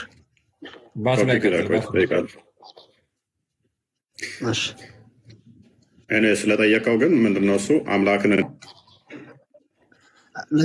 እሱንም አንድ በል። እሺ ሁለተኛ ጥያቄ ደግሞ ኢየሱስ ክርስቶስ ሲሰቀል ያየው ሐዋርያ አንድ እስኪ ማስረጃ አምጣልኝ። ኦኬ ካመጣውልህ ክርስቲያን ትሆናለህ? እንደዛ አይባልም እኮ አንተ ያረዋ እንደዛ አይባልም። ለምሳሌ አሁን አምጣልኝ ስላልኩ አምጣ እንጂ ኢየሱስ ክርስቶስ ሲሰቀል ያየው ሐዋርያ አንድ አምጣልኝ። እኔ አመጣለሁ። በተመሳሳይ ግን ይሄንን አርጉመንት አጠጋማ አፕላይ አደርጋለሁ። እሱ ምንድነው እሱ ኢሳን አላህ ሲያስመልጠው አንድ ሐዋርያ አይደለም አንድ አካል ያየ ካለ አንድ ጥያቄ ኢሳን አላህ ሲያስመልጠው እሺ አላህ እኛን ምን መጣየከን አላህ እንዴት ነው ማቻያችሁ ታውቃለህ? ፕሊስ አዳምጣ። አሁን የኛው ላይ ቀጥልና መልስልሃለሁ። ችግር የለውም። እሺ መልስልኝ ያውኑ። እሺ ይኸውልህ ምን ይላል መሰለህ፣ እርሱን የምትለዩበት ምን ምልክት ታውቃላችሁ ተብላችሁ ትጠየቃላችሁ። እነርሱም ባቱን ይላሉ። ከዚያም አላህ ባቱን ይገልጣል በዚያ ጊዜም እያንዳንዱ አማኝ በግንባሩ ተደፍቶ ይሰግዳል። ይሄው ባቱ ነው የሚለው። እነርሱ ማን ናቸው? ኦኬ ሙስሊሞች ናቸው። አሁንም ደግሞ ወደኋላ እንመለስ። አቡ አብደላ እነርሱ ያሉት ማን ነው? እነርሱ ያሉት ማን ናቸው? እነርሱ ለአላህ የሚሰግዱት እነማን ናቸው? የተኛው አማኞች የሚለው ማስረጃ እንዳለ መለስ አድርግና ተርጉምለት እንደገና። አሁንም አማኝ በግንባሩ ተደፍቶ እያለው እያንዳንዱ አማኝ ማለት ምን ማለት? ሙስሊም አይደለም? አላህ ሲገለጥ አላህ ያንጊያው መልቂያማ ሲገለጥልን እናየዋለን እንጂ በባቱ ምናምን ምልክት ምናምን አልተባለም። በባቱ እኛ እንደምናውቀው በባቱ ምንም የምታውቀው ነገር የለም። በቃ አንተ ማለት ነው። ባቀሽ ችግር የለውም። በቃ ያወራው በቃ ተረዳው። ከራስ ጥያቄ መልስልኝ። ጥያቄ ምንም አታውቅም። ቆይ አንዴ ተረጋጋ። በእናትህ ምንም አታውቁም። ጥያቄ መልስልኝ። ታዘባለህ። ጥያቄ መልስልኝ። አንዴ ተረጋጋ። በቃ ሚታውቀው ትልቁ ችሎታችሁ ምንድነው? ክርስትና ላይ ጥያቄ አሸክመው ይልኳችሁና ጭንቅላታችሁ ሌላ ነገር ፕሮሰስ ማድረግ አይችልም። ሌላ ነገር መቀበል አይችልም። ቆይ ምን ብዬ ነው የምጠይቃቸው? ክርስቲያኖችን ሳገኛቸው እንደዚህ ብዬ ጠይቃቸዋለሁ። ስለ አላህ ባት ግን ጭራሽ አታውቅም። ስለምታመልከው አምላክ የምታውቀው ነገር የለም። በሚያሳዝን ሁኔታ ማለት ነው። ስለ ክርስትና አብደላ እንደ ቤታርክ ኤኒዌይስ የሚገለጠው የአላህ ባት ነው። ይህም ባት እንዴት ነው የምንለዩት? ባቱን እንዴት ነው የምንለዩት? ባቱን እንዴት ነው የምንለዩት? ኤኒዌይስ ላነሳው ጥያቄ ግን ምንድነው እኛ ክርስቶስ በስጋ የተገለጠ ስለሆነ ያ የተገለጠው በስጋ ተሰቅሏል። ስለኛ ስለሁላችን ተሰቅሏል። ከመሰቀሉ በፊት እንደሚሰቀል ነግሮናል። ደቀ መዛሙርቱ ምስክር ናቸው፣ ሰቃዮቹ ምስክር ናቸው። ለምሳሌ ዮሐንስ ወንጌል ምዕራፍ 19 ቁጥር 24 አካባቢ አንድ ሼክ አድርገው ክርስቲያን አላህ ኢሳን ሲያስመልጠው ማንም ያየ የለም።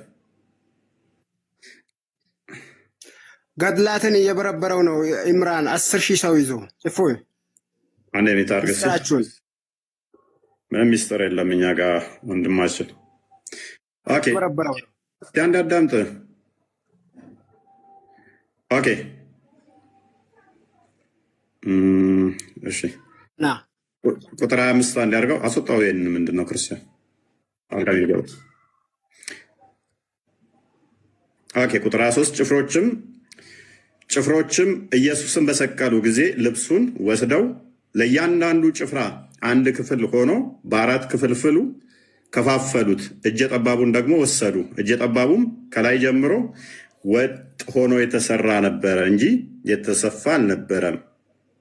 ሰው ክርስቶስን ሲሰቅሉት እንደዚህ ነበር ማለት ነው። ከፍ አድርገው ቁጥር 26 አካባቢ አድርገው ሲሰቅሉት በዛ ማን ነበረ? ክፍሉ ሙሉ አውዱን አንብቡት።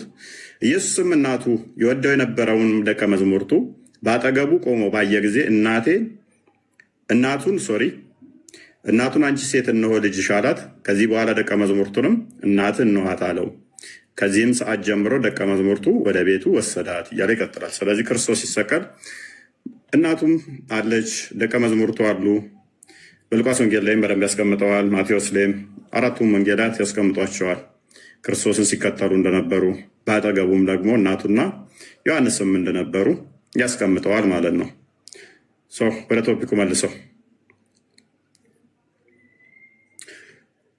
በትንሣኤ ግን ሜይ ቢ እንዴት ታዩታላችሁ ከሆነ ክርስቶስ በያዘው ስጋ በነሳው ስጋ በተዋህደው ስጋ ይገለጣል፣ ይመጣል። ዮሐንስ ራእይ ምዕራፍ 1 ቁጥር 17 ላይ አንድ ሸክ አድርገው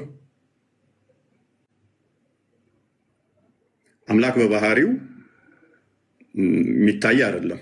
በባህሪው አስቀድሞ ስጋን ሳይዋሃድ የሚታይ የሚመጣ የሚሄድ አይደለም። ነገር ግን በያዘው ስጋ ሲመጣ ክርስቶስ ይታያል። ባየሁትም ጊዜ እንዴት ነው የሚለው? ባየሁትም ጊዜ አንብበው ለእኔ እንትን ይላል። ባየሁትም ጊዜ እንደሞተ ሰው ሆኜ ከእግሩ በታች ወደቅሁ። ቀኝ እጁንም ጫነብኝ፣ እንዲህም አለኝ፣ አትፍራ፣ ፊተኛውና መጨረሻው ሕያውም እኔ ነኝ። ሞቼም ነበርኩ፣ እነሆ ከዘላለም እስከ ዘላለም ድረስ ሕያው ነኝ፣ የሞትና የሲኦል መክፈቻ አለኝ ይላል። ስለዚህ ሲመጣ እንደዚህ ይላል። ያ ሲመጣ ሞቼ ነበር የሚለው ክርስቶስ ለፍርድ ይመጣል። ቁጥር 7 ላይ አድርገው በደመና ይመጣል። የኔና የናንተ ጌታ በደመና ይመጣል።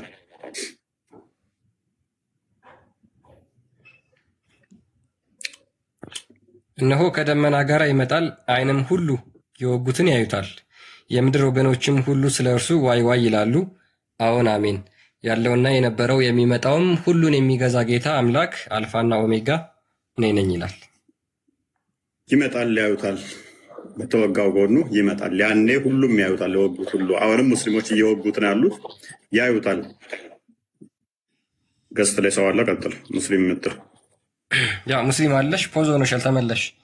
ሙስሊሞች በእኔ በኩል መታችሁ ገስት ላኩ። እሺ ገስት መላክ ትችላላችሁ በእኔ በኩል። እሺ ሙስሊም ይሰማሻል? ሰላም ናችሁ? እንዴት ነሽ? እንኳን ደህና መጣሽ። አልሐምዱሊላህ፣ አመሰግናለሁ። ጥያቄ አለኝ። ሰምተሽዋል ቶፒካችንን? አዎ ሰምቻለሁ። እስኪ ስለ አላህ ባት ለአንቺ አጠር ላድርግልሽና 30 ሰከንድ አብራሪልኝ። ስለ አላህ ባት፣ በነገራችን ላይ ስለ አላህ ባት እኛ የምናምነው ቁርአንን ነው፣ ማለት በቁርአን ነው የምናምነው። እናንተ ያመጣችሁት ሐዲስ ትክክልም ነው፣ ትክክልም ላይሆን ይችላል። ነገር ግን ስለ ባት እኔ በራሴ በማምነውና ሐዲስ ትቀበያለሽ? መጀመሪያ የአንቺን እምነት ግልጽ አድርጊልን። ሐዲስ ሙሉ ለሙሉ ትቀበያለሽ ወይስ አትቀበይም? እቀበላለሁ። ኦኬ፣ ስለዚህ ይሄን ሐዲስ ታነቢልናለሽ ማለት ነው። ኦኬ፣ መጀመሪያ ስለ አላህ ባት አብራሪልኝና ሐዲሱን በማረኛ ማለት ነው። ሐዲሱ ቡሃሪ ላይ ነው ያለው፣ አያጣላንም። ግን አንቺ ስለ አላህ ባት የምታውቂውን ችግር የለውም። ሐዲስ ላይ የማይገለጽ የትም የማይገለጽ አላህ ባት አለው ብለሽ ታምኛለሽ አንቺ? መጀመሪያ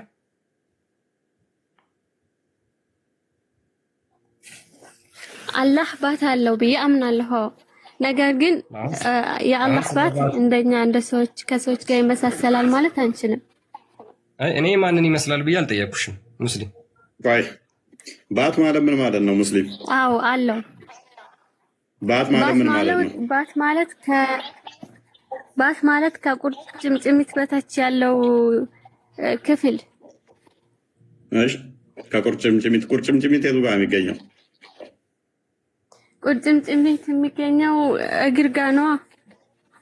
ኦኬ፣ የአላህ ባቱ ምኑ ጋር ነው?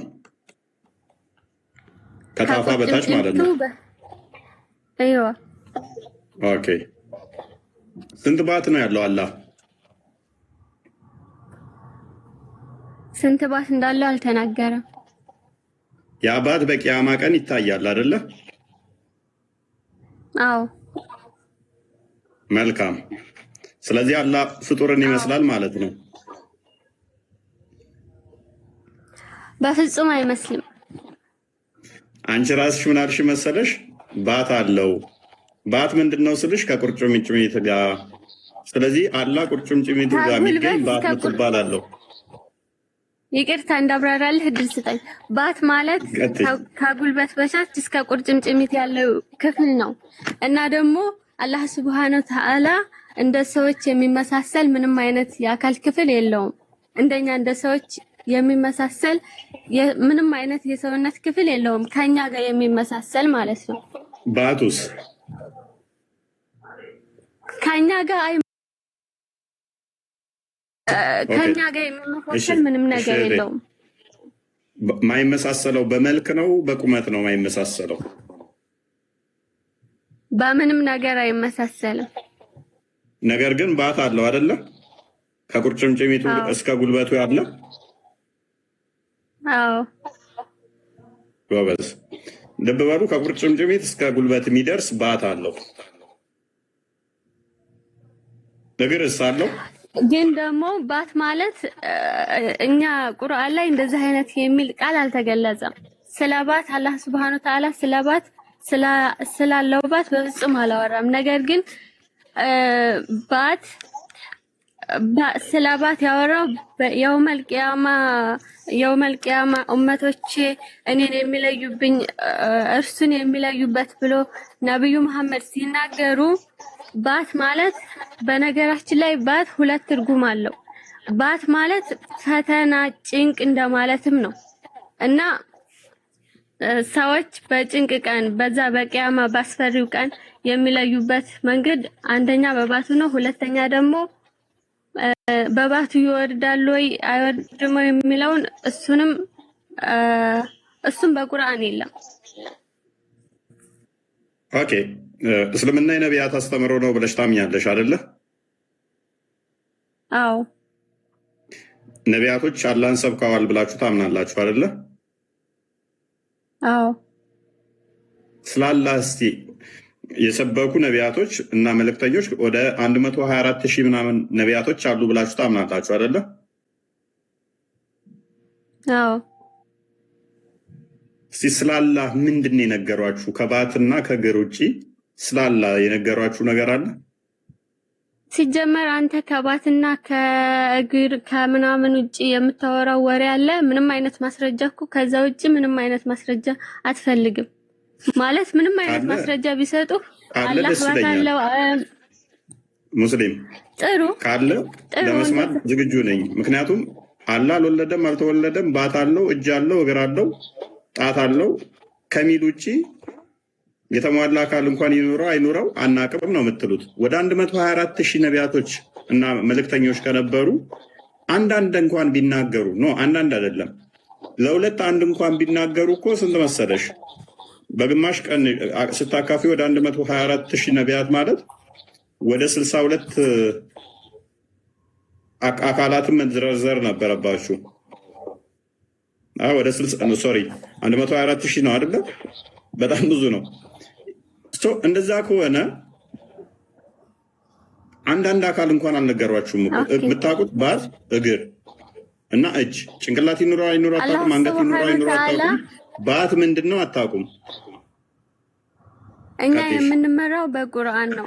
እኛ የምንመራው አላህ Subhanahu Wa Ta'ala በላከው በቁርአን ነው። እርሱ ደግሞ ስለ እርሱ ማንነት ባት አለኝ፣ እጅ አለኝ፣ እግር አለኝ ብሎ አልዘረዘረልንም። ኦኬ ምንድነው ያለው? አላህ በቁርአን ቁል ሁወ አላሁ አሐድ አላሁ ሰመድ ለም የሊድ ወለም ዩለድ ወለም የኩን ለሁ ኩፉወን አሐድ ብሎናል። አላህ Subhanahu Wa Ta'ala አልወለደም አልተወለደም። ሙስሊምዬ እቺ እኮ መፈክር ነች። ሁሉም ሙስሊም አፋችሁን የፈታችሁባ መፈክር ነች። አሁን አላህ የኔ ያለው ብለሽ ነው የምታምኚው አንቺ? አሁን ከአርሽ በላይ መልካም። ያ ከአርሽ በላይ ያለው አካል እጅ እግር አለ የለውም? ክርስቲያን ይደርባል ነው ሳውራ የሚታርገኝ አለ የለውም? እጅ እግር አለው? አልተነገረንም፣ አልተገለጸም። ኦኬ እጅ እግር ይኑረው አይኑረው አታውቁም። መንፈስ ነው ወይንስ መንፈስ አይደለም? ይቅርታ እኔ ጥያቄ ለመጠየቅ ነው የገባሁት፣ ለመወያየት አይደለም። ተጠይቂያለሽ፣ ችግር የለም። ማለት እኔ ያን ያህል እውቀት የለኝም፣ ስለ እስልምና ያን ያህል እውቀት የለኝም፣ ግን ጥያቄ ለመጠየቅ ነው የገባሁት እኮ። ትጠይቂያለሽ እኮ አንዴ። ያ አምላካችሁ ከአርሽ በላይ ያለው እጅ እግር ይኑረው አይኑረው አታውቁም፣ አታውቂም አንቺ። ሶሪ መንፈስ ይሁን አይሁን የሚታወቅ ነገር አይደለም። ከአርሽ በላይ ምኑ ነው ከአርሽ በላይ ያለው? 124,000 ነቢያቶች እና መልእክተኞች ሰብከውታል ብላችሁ ካመናችሁ ምን ብለው ነው የሰበኩት? አላህ አንድ መሆኑን፣ ከእርሱ ውጭ የሚመለክ አምላክ አለመኖሩን። ይሄ እኮ ጄነራል ነው። ማንኛውም ጣዖት አምላኪም ሊል ይችላል። ይሄ ብቻ ነው አምላክ፣ ይሄን ብቻ አምልኩ ይላል ማንኛውም ጣዖት አምላኪም። ስለ አላህ ባህሪያቱ፣ ስለ ራሱ ሲፋት ስትጠየቁ እኮ እግሩን ብቻ ነው የምታውቁት፣ ባቱን ብቻ ነው የምታውቁት። ከዛም ደግሞ አናብራራም። ባት አልሽኝ። አሁን አንቺ ጎበዝ ነሽ። እንደው ባት ምን እንደሆነ እኔ ለምሳሌ አላውቅም። አማርኛ ቃል ቢሆንም ባት ማውቀው እኔ ምን እንደሆነ አውቃለሁ። ባት ማለት ለእኛ ለሰዎች ከጉልበት እስከ ቁርጭምጭሚት ያለው የአካል ክፍል ነው። ለእኛ ለሰዎች ማለት ነው። ለአላህ አልተገለጸም። ታዲያ ምንድን ነው ባት ብለሽ የምታመልኪው? ያን ባቱን ታመልኪዋለሽ አታመልኪውም? እኔ አላህን ነው የማመልከው። ባቱ አላህ ነው አይደለም? ባቱ አላህ ነው አይደለም ማለት ምን ማለት ነው? እኔ አላህን ነው የማመልከው። አላህ የምትዩ ያ ባት ነው አይደለም? እሱን እንዴት ማወቅ እችላለሁ? አላየሁትም እኮ አሁን ችግሩ የና ያ የምታመልኪው የምታውቂው እኮ በባቱ ነው። ይኸው ተከፍቶልሻል። ጌታሽ መጥቶ አንተ ጌታ አይደለህም ብለሽ በምን ታውቂያለሽ ጌታሽን ስትባይ በባቱ አልሽ። ከዛ ባቱን ሲገልጠው አንተ ነህ ጌታዬ ብለሽ ለባቱ ሰገድሽ። ስለዚህ ያ ባቱ ምንድን ነው? አምላክ ተብሎ ይጠራል አይጠራም? ለምን ቀጥተኛ ባት የሚለውን ቀጥተኛ ትርጉም ብቻ ለምን ቀጥተኛ ትርጉሙን ብቻ ትወስዳለህ አንተ? ባት ማለት ለምን ቀጥተኛ ትርጉሙን ብቻ ትወስዳለህ? ምን ብዬ ልውሰድሽ? ባት መገለጥ የሚለውን አንተ የወሰድከው በቀጥተኛ ትርጉሙ ነው። አንቺ እኮ አቂዳሽ አላህ ከአርሽ በላይ ከሚሉት አንዷ ነሽ። ሰለፊ ነሽ አይደለ? ነሽ? ሱፊ ነሽ? ሰለፊ ወይ ሱፊ? ሰለፊ።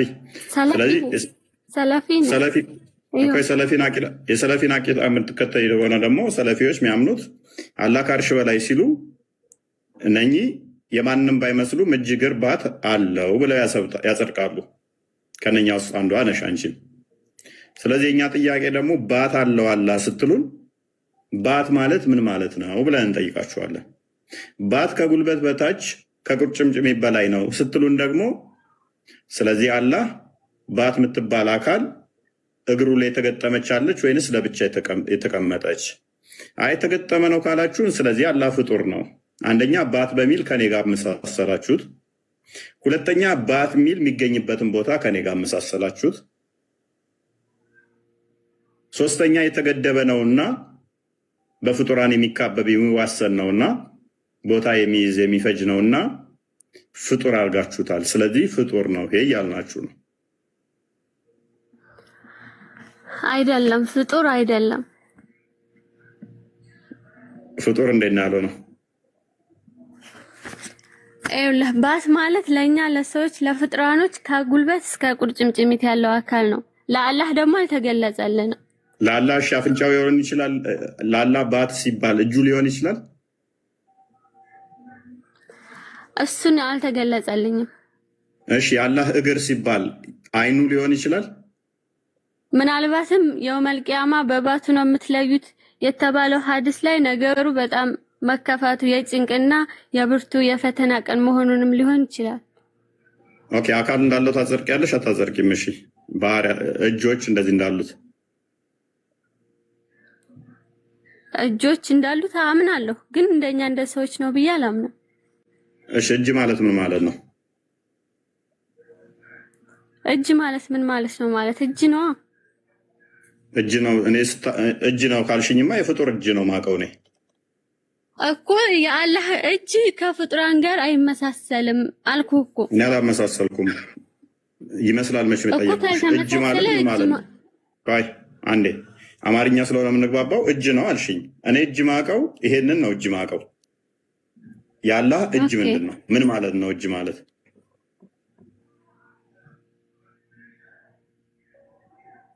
እጅ ማለት ምን ማለት ነው? ማለት ጥያቄው አልገባኝም። አስረጅኛ። አላህ እጅ ያለው ስትይኝ እጅ ምንድን ነው? ከሰዎች ጋር የማይመሳሰል እርሱ ብቻ የሚያውቀው እኛ ሰዎች የማናውቀው ነገር ነው። አለቀ ማለት እኛ አላየነውም። ከፍጥራን ጋር ማመሳሰል አንችልም። ሙስሊም ይኸውልሽ፣ አየሽ ስትራግል እያደረግሽ ነው። አሁን እጅ ምንድን ነው ብዬ ለጠየቅኩሽ ስትራግል አደረግሽ፣ ፈተና ውስጥ ገባሽ። ምን ከማንም አይመስልም የሚል ማለት ነው። እኔ እጅን ትርጉም ስላላወቅኩ አሁን፣ ምክንያቱም እጅ የሚባለው ማቀው ይሄንን ነው። የአላህ እጅ ሲባል ምን እንደሆነ ስለማላቅ እጅ ማለት ምላስ ሊሆን ይችላል ወይንም ሌላ ነገር ሊሆን ይችላል ስለማላቅ ለአንቺ ተውኩልሽ። እጅ ምንድን ነው ብዬ ስጠይቅሽ ግን ምንድን ነው መልስሽ? እጅ ነው አልሽኝ። ምንድን ነው እጅ? እጅ ነዋ። እንደዛ ካልሽኝ ከዚህ ጋር እያመሳሰልሽ ነው። እያመሳሰልሽ ከሆነ ደግሞ አምላክሽ ፍጡር ነው ማለት ነው፣ እንደዚህ የሚሰራበት አካል ካለው። ኡስታዝሽንም ይህንን ጠይቄው እጅ ምንድን ነው ስለው እጅ ነዋ ይለኛል። እጅ ምንድን ነው? እጅ ነዋ፣ እጅ አታውቅም ይለኛል። እኔ ማውቀው እጅ ይሄ ነው ማውቀው ስለው ደግሞ አታመሳሰል ይለኛል። እኔ አሁን ለአላህ ከመጠየቅ እጅ አለው ስትይ ምንድን ነው? አላህ ሱብሃነሁ ወተዓላ እጅ አለው፣ ነገር ግን ከሰዎች ጋር አይመሳሰልም። እጅ መኖሩን እንጂ እጅ እንዴት ያለ ይሁን ምን ይሁን አላውቅም፣ ግን እጅ አለው። ግን ከኛ ጋር ከሰዎች ጋር ፈጽሞ የማይመሳሰል። ኦኬ እጅ ምንድን ነው? አላውቅም። ጋበስ ይሄ መልስ ሊሆን ይችላል። ሜቢ አላውቅም፣ የተሻለ መልስ ሊሆን ይችላል። ምክንያቱም እጅ ካላችሁ በኋላ በቋንቋ ከኔ ጋር ካመሳሰልሽው በኋላ አማርኛ ነው እየተግባባን ያለ ነው። እጅ የምናውቀው የምንግባባው መስሪያ 5 ጣቶች ያሉት ክንድና ከትከሻ ጋር የተጋጠመ ነገር ነው የምናውቀው እጅ ሲባል። አታመሳሰል ካልሽኝ ግን ሊስል አንዴ አታመሳሰል ካልሽኝ ግን ለአንቺ ሙሉ መፍቱን ሰጥሽና ምን ታደርጊያለሽ? ታስረጅኛለሽ እጅ ምንድን ነው ብዬሽ። እኔ ማውቀው እጅ መዳፍ ያካተተ ጣቶች ያሉት ጠፍር ያለው ትከሻ ላይ የተሰካ የተለያየ ከንትኔ ጋር ነው። ለአላህ እጅ ስትይ ምን እያልሽ ነው? ሜቢ ለአላህ እጅ ስትይ እኮ ከአላህ ጎን እንደዚህ ራሱን የቻለ ኢንቲቲ ያለው የራሱን የቻለ ፓርቲሽን ያለው ቁጭ ያለም ሊሆን ይችላል። ሌላ አካል እንደ አላህ የሆነ ሌላ ግዙፍ አካል ነገር ሊሆን ይችላል። ስለዚህ አላህ ሲቆጠር 1 2 ተቆጥረው ሊሆን ይችላል። 2 እጅ የተባለው የአብሮት ያለውን አጋሩን ሊሆን ይችላል። ሌላ ፐርሰን ሊሆን ይችላል እጅ ብላችሁ የምትጠሩት። ምክንያቱም ላዩ ላይ እስካልተሰካ ድረስ ላዩ ላይ የተሰካ ትከሻን ያካተተ ከሆነ ደግሞ እሱ ፍጡር ይሆናል ማለት ነው። እጅ የምትሉት የሚሰራበት ላዩ ላይ የተሰካ የተገጠመ ከሆነ እሱ የፍጡር ይሆናል ማለት ነው። በጣም ቀላል ጥያቄ፣ ነገር ግን ትሪኪ፣ ግን ልመልሱት ማትችሉት። ምክንያቱም አላህን ፍጡር የሚያደርግ ስለሆነ። ክርስቲያን ቀጥል። ይሄ ሁሉ ያመጣባቸው ምንድን ነው? እነዚህን የአካላት ክፍሎች ከተናገሩ በኋላ አላህ ይታያል ብለው በመናገራቸው ነው። ማለትም ሉክ እኛ ፈጣሪ በባህሪው በፍጹም ይታያል ብለን አናምን። የማቴዎስ ወንጌል ምዕራፍ 1 የዮሐንስ ወንጌል ምዕራፍ 1 ከቁጥር 17 አካባቢ ጀምሮ ብታነቡት እግዚአብሔርን ያየው አንድስ እንኳን የለም ይላል። እግዚአብሔርን ማንም ያየው የለም። አንደኛ ጢሞቴዎስ ላይ ምዕራፍ 1 ላይ ምዕራፍ 6 ላይም ተቀምጧል። እግዚአብሔር አይታይም፣ እንደማይታይ መጽሐፍ ቅዱስ በግልጽ ተቀምጦ ይናገራል። እና ያ የማይታየው አምላክ ሰማያትና ምድርን የሞላ በሁሉ ቦታ የሞላ ያለ ቦታም ያለ ስፔስም ያለ አምላክ ነው። እሱ መንፈስ ነው። ዮሐንስ ወንጌል ምዕራፍ 4 ላይ ከቁጥር 22 አካባቢ ጀምሮ ብታነቡት እግዚአብሔር አምላክ መንፈስ ነው። ያ መንፈስ የሆነው አምላክ ሰማይና ምድርን የሞላ ነው። ስለዚህ እዚህ ቦታ አለ እዚህ ቦታ የለም ብለን የምንወስነው አካል የለውም። የምንገድበው አካል የተገደበ አካል የለውም። ከዚህ በላይ ነው ያለው፣ ከዚህ በታች ነው ያለው፣ ወደ ግራ ነው ያለው፣ ወደ ቀኝ ነው ያለው ብለን ዳይሬክሽን ሰጥተነው የምናስቀምጥለት የሚታይ የሆነ አካል በፍጹም የለውም። ይሄንን በደንብ ሙስሊሞች ልትረዱት ይገባል። ስለዚህ አምላካችን ምንድነው ማለት ነው? ኢንፋናይት ነው። ነገር ግን አንድ አካል የሚታይ ከሆነ ያ የሚታየው አካል ምንድነው? ፋይናይት ነው። ፋይናይት የሆነ ወይም ደግሞ የተገደበ ነገር በሙሉ ፍጡር ነው። ሜቢ ሙስሊሟ ካለሽ የአላህን ባት ሙሉ ለሙሉ ታዩታላችሁ አይደል? እኮ እናየዋለን ነው እንጂ እኮ አይተነዋል አላልንም። የውመል ቂያማ እናየዋለን ኢንሻአላህ። ታዩታላችሁ፣ ችግር የለም። ሙስሊማ ያ የሚታይ ነገር ኢንሻአላህ እናየዋለን። አላህ የጀነት ካደረገን እናየዋለን። ነገር ግን አላህ እጅ እንዳለው ስለተናገረ በቁርአን ላይ አላህ እጅ አለው ብለን እናምራለን። ነገር ግን እንዴት ነው ምን ይመስላል ብለን አንጠይቅም። ወደ አእምሯችንም አይመጣም ይሄ ጥያቄ። ሙስሊማ ለምን እንደሆነ ታውቂያለሽ? አስቸጋሪው ፓርት አናብራራም፣ እንዲሁ አልፈ ነው ደፍነ ነው እናልፋለን። ሜቢ አንዱ መንገድ ነው አውቃለሁ፣ የእናንተ አቂዳችሁ ስለሆነ ማለት ነው። የታሪ አቂዳ እንደዛ ስለሆነ ይሄንን ጭንቅላታችሁን ግን እኛ ጋር ስትመጡ እዛችሁ ታመጡም። ዲፕ የሆኑ ጥያቄዎችን እዛችሁ ትመጣላችሁ። ተስፋይን ይመለሳል እኛ ጋር።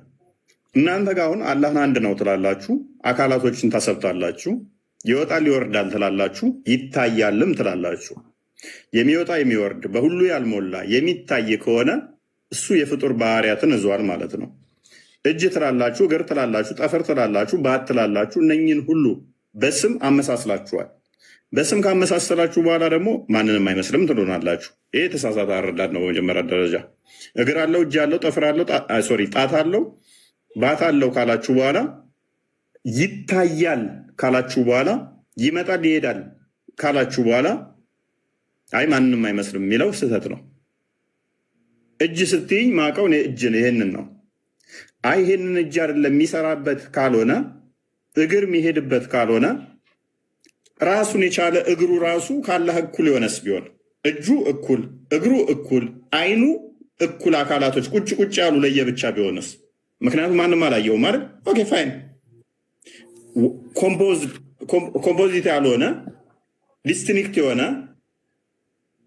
አይኑ እዚህ ጋር አንድ፣ እግሩ እዚህ ጋር አንድ፣ ባቱ እዚህ ጋር አንድ፣ እጁ እዚህ ጋር አንድ፣ ጣቶቹ እዚህ ጋር 5 ኢች እኩል የሆኑ ግዙፍ አካልስ ቢሆኑ ስንቆጥራቸው ሚሊየንስስ ቢሆኑ ከዛ እነኚህ ድምሮቹንስ ቢሆን አንድ ያላችሁት ኖ እንደዛ አይደለም አንዱ በአንዱ የተሰካካ ነው ካላችሁ ደግሞ አላህን የገነባው ምንድነው? ፓርቶች ይሆናል ማለት ነው። አላህ ምን ይሆናል?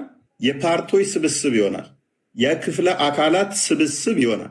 ክፍለ አካላቶች ደግሞ የመገነጣጠል የመለያየት ባህሪ ያላቸውና አላህን የገነቡት ክፍለ አካላት ይሆኑና እነኛ የመለያየት የመገጣጠም የመከፋፈል ባህሪ ስላላቸው ለመበስበስ ለአደጋ የተጋለጡ ናቸው። ለአደጋ የተጋለጠ ነገር ኦልዌይስ ደግሞ ፍጡር እንጂ ፈጣሪ ባህሪ አይደለም። ምክንያቱም የሚሄድ የሚመጣ በፍጡራን የሚካበብ ምክንያቱም ግራ ያለው ቀኝ ያለው እላይ ያለው እታች ያለው ፊት ያለው ኋላ ያለው ከሆነ አደጋ ሊደርስበት ሲምፕሊ ለአደጋ ኤክስፖዝድ የሆነ ነው። ይሄ አካል የሚታይ እንደመሆኑ የሚታይ ከሆነ አደጋ ልታደርሱበት ትችላላችሁ። የሚመጣ የሚሄድ ከሆነ ምንድነው እሱ የፍጡራን እንትን ውስጥ እንቅስቃሴ የሚያደርግ ነው። ይሄ ደግሞ ለአደጋም ለመከፋፈልም በተፈጥሮ እንደምናውቀው የተዋሃዱ እንትን ያሉ ነገሮች የክፍልፋይ ፓርት ያላቸው ነገሮች ሁሉ የመነጣጠል ባህሪ ስላላቸው ሲምፕሊ የፍጡር ባህሪ ነው። የፍጡር ባህሪ ነው። እጁ እግሩ አይደለም፣ እግሩ እጁ አይደለም፣ ፊቱ እጁ አይደለም። አንዱ ከአንዱ የተለያዩ ናቸው። ፊቱ ጀርባው አይደለም፣ ፊቱ እግሩ አይደለም። አንዱ ከአንዱ የተለያዩ ናቸው። አሌስ እንደዚህ የተገጣጠሙ እስካልሆኑ ድረስ እኔ ላይ እንደምታዩት በእኔ እንደምታዩት እንደተገጣጠምኩት አላህም እንደዛ የተገጣጠመ እስካልሆነ ድረስ አንድ ተብሎ አይጠራም። እኔ አንድ ተብዬ የተጠራሁት እጄ፣ እግሬ፣ ባቴ እያንዳንዱ አካላቴ የተገጣጠመ ስለሆነ ነው። አላህ እንደዛ የተገጣጠመ ካልሆነ አንድ ተብሎ ሊጠራ አይችልም። ባይር ክርስቲያን ያ ግልጽ ነው። በነገራችን ላይ የሚታይ ነገር ሁሉ ፋናይት ነው። ይሄንን አሻሪዎችም ይናገሩታል። ለምሳሌ እነ ፈክሩ ራዚ እና ተፍሲር አራዚ አሻሪዎች ናቸው። ማለትም አታሪዎችን በጣም የሚቃወሙ እነዚህ ባታ አምላኪ ብለው የሚናገሯቸው ማለት ነው።